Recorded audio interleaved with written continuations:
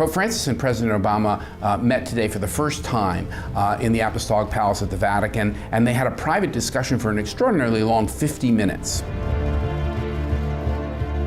This meeting today was extremely important for President Obama.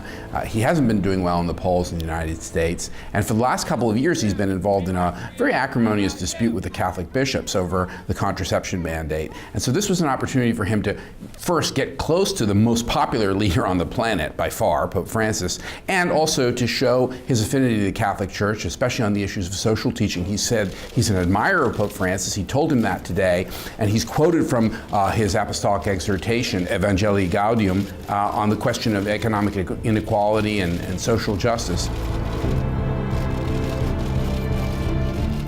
What was striking about the Vatican statement released after the long conversation they had was how relatively negative it was. The Vatican really didn't talk very much about points of agreement except two. It mentioned immigration reform, where the administration's position is relatively close to that of the U.S. bishops, and it talked about a common commitment to eliminate human trafficking.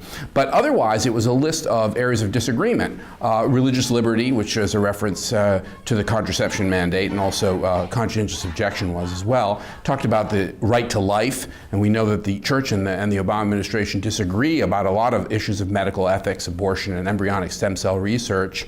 And even on foreign policy, there weren't any specifics in the Vatican statement, but it did say that the Pope made clear that negotiated settlement to international conflicts is always desirable. And Pope Francis's main initiative so far in foreign policy has been to oppose President Obama's plan to use military force against Syria in the civil war there.